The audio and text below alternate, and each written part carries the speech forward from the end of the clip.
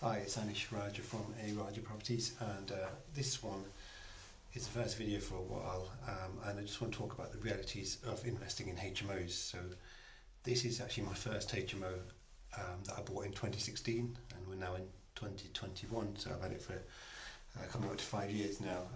So I've had to do quite a lot of maintenance over the duration of that ownership, and it's quite a tidy HMO, so I'll just show you behind. So this is a 5-bed HMO, and I just want to talk to you about the day-to-day issues that you can encounter when you have HMOs. So as you'll see, it's quite a nice HMO and it's done to a really good spec. This is in Nottingham. One of the things I find with HMOs is the communal areas always end up in a bit of a mess and nobody wants to clean it or maintain it. So obviously the landlord has to clean and maintain it if the rooms are rented out on a room by room basis. So we'll go into the living room and I'll show you what I mean about communal areas. So here we have the living room. I'll flip the video around. So you'll see it's quite a nice modern living room. Unfortunately, one of the tenants has a tendency to just leave her old laundry bags and laundry on the sofas, which has been a bit of a headache because it doesn't make it very pleasant for anybody else to use the living room. So I've had to constantly badger her to remove all her stuff, but she keeps doing it. So that's just one of the things I find with running HMOs. But the main thing, I'll turn this video back again.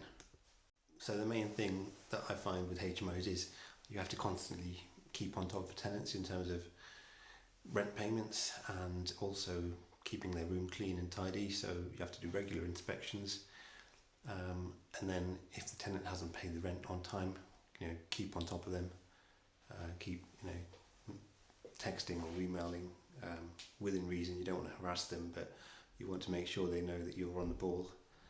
Don't let rent go unpaid for 3 weeks before you start calling or texting. So one of my tenants recently moved out. She actually didn't pay the rent, and I ended up having to serve notice. But whilst the notice period hadn't expired, she actually just abandoned the room. She hadn't been in contact with me for months and months. So I obviously waited a few months to see if she could turn it around, but she didn't. So let's have a look at the state of her room now. So this is the room. You'll be in for a delight.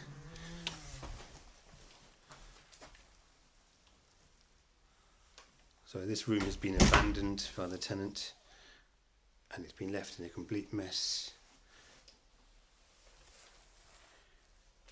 There's stains on the floor. She's been smoking inside the room. So this is the day-to-day reality of HMOs.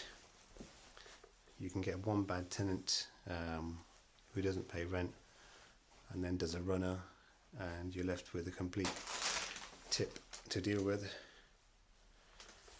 So just wanted to show people that this is the reality of HMOs. It's not all glamorous, it's not all money coming into the bank account, it's not all passive income. Passive income is completely not the case with HMOs. So just know what know what you're getting into before you buy HMOs, because you could end up with a situation like this, and this is not a common occurrence, but it is a possibility of happening, and this is the first time it's happened in this property. But you just need to make sure you're thick-skinned and you can withstand these kind of issues. Don't get emotional. Make sure you've got enough money kept back as a reserve to kind of carry out the maintenance and clean up operation when you get things like this happen. So that useful and insightful into the world of HMOs.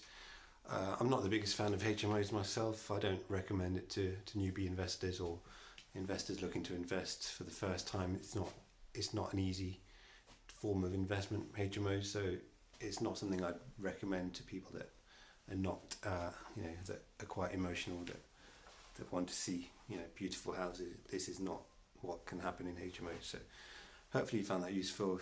If you have, give it a thumbs up, like, comment below, and hopefully see you soon.